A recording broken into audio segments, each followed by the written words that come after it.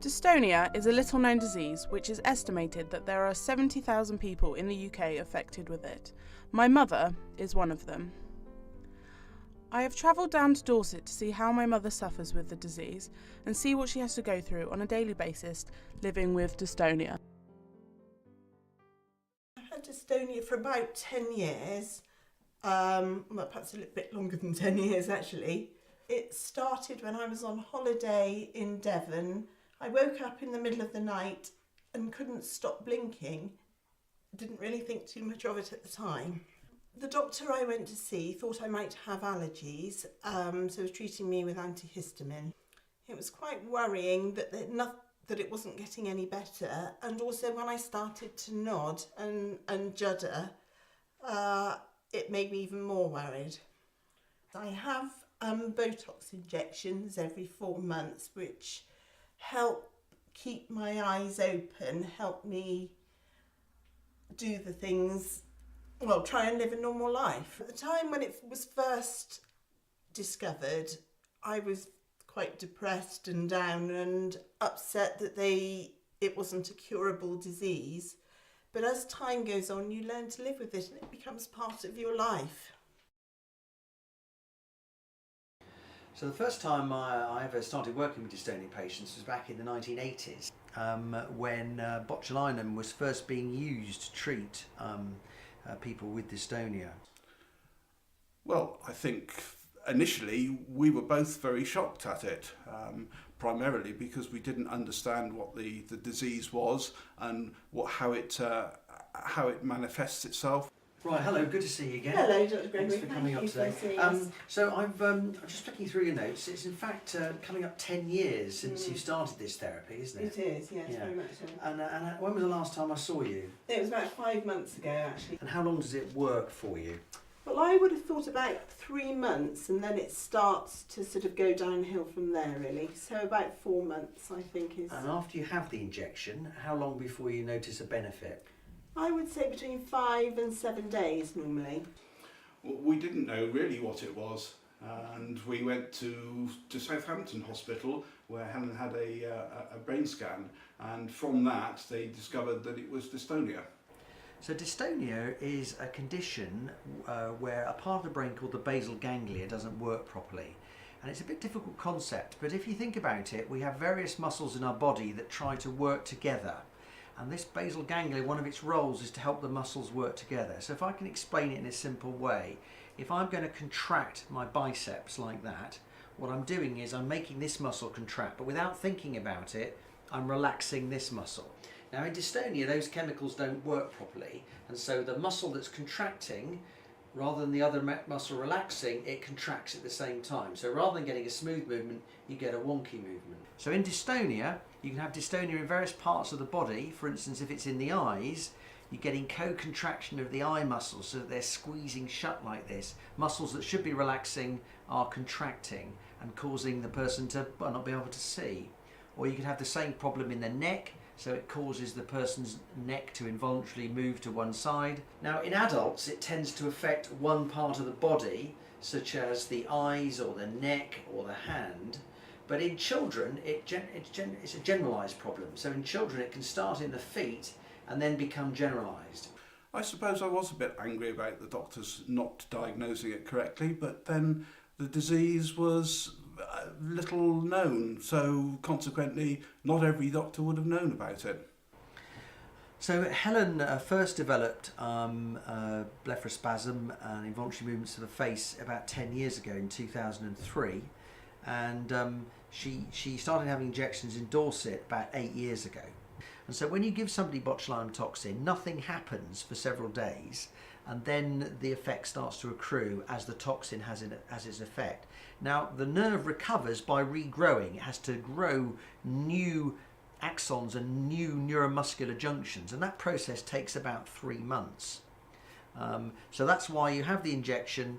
It doesn't work straight away. It works after 3 to 5 days, and then the effect wears off over 12 months. The worst symptoms I've ever seen in somebody with dystonia is when it's generalised. So in children it can be very severe, and the worst cases I've ever seen have been children where their dystonia starts when they're perhaps 5 or 6 by them walking on their toes, and then it starts to involve the legs and then their trunk and then their arms, and they can get very severe so that they're curled up in a ball with generalised spasms of the face and body and limbs, and it can be very distressing. Dystonia is a movement disorder that causes the muscles to contract and spasm involuntarily. It is a very little known disease which needs to be brought to the public's attention. I raise funds from charitable trusts and foundations for the projects that we run, such as the Helpline, the Advocacy Service, our conferences, which we call Living with Dystonia Days, and our local groups. I'm also in charge of the online communications. We provide a number of services to support people with dystonia. The main service is our helpline, which responds to around about 3,000 calls and emails each year, in particular to people who are in desperate need of information and support in, say, a crisis situation. They've maybe just had a diagnosis of a condition and don't really understand what the condition's about, or maybe their treatment isn't working very well and they want some information on what they can do with that. I suffer from dystonia, more in general generalised dystonia, which can affect the muscles, sometimes the voice, and I've had it for about 16 years now. Dystonia is very hard to live with. It causes very painful spasms in the stomach and the legs in terms of my case.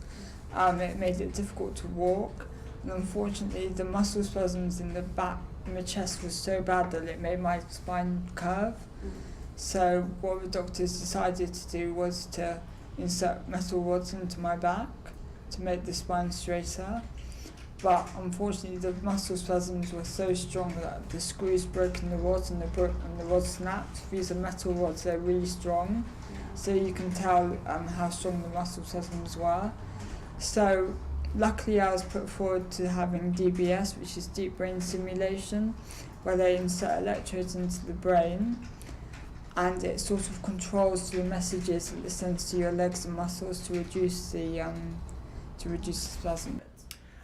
We've got around about 3,000 members at any one time, but we've got many more service users, people who are ringing our helpline, people who are using our website. I think we reach around about 150,000 people each year, in particular through the website. Developed the helpline while I've been here, and I've got 2 helpline workers, but I also take calls myself. But at the moment I'm developing the advocacy project where if people with dystonia, it's really about educating healthcare professionals and like DWP and ATOS about exactly how dystonia affects people. Medication makes me quite tired, so it's quite hard to see my friends every day of the week or like go out in the evenings because I'm knackered by the time I get home. Discovered I had dystonia by the fact that I started walking on the toe of my left foot. Yes. I couldn't get my heel on the ground before I started using any other part of my foot in the walking motion.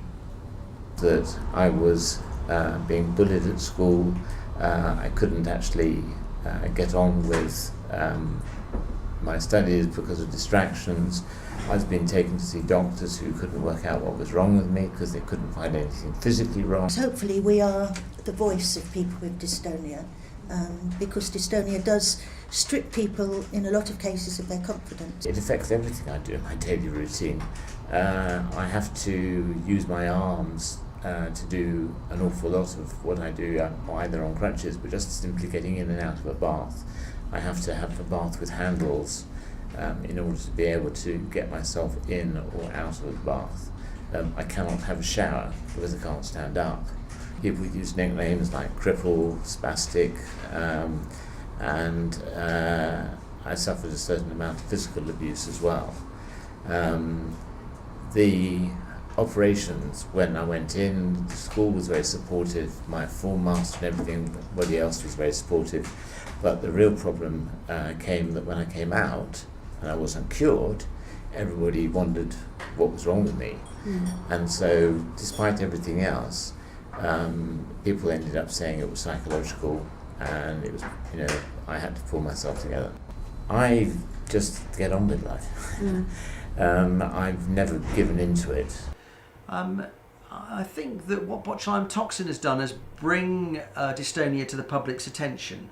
You've only got to say Botox in a headline, and people are interested because they're immediately thinking about celebrities, and you can then educate them on the back of some celebrity about how it's actually been used for the last 25-30 years to treat various medical conditions, and so that immediately gets the public interested. And whereas before 10 or 15 years ago, I'd have to say to people, we've got this drug called botulinum toxin. I know it sounds like a lethal biological weapon, but actually it's quite safe. Now I can just say, I'd like to use the chemical on you that the celebrities use to make their faces smooth, and it immediately puts the people at a much more relaxed state. Once you get it, you're unfortunately stuck with it, and you have to have the botulinum toxin or the medication for the whole of your life. About 5%, so maybe 1 in 20 people every year go into remission. But the longer you've had it, the less likely that is to happen. I've come to terms with the fact that I will always have it.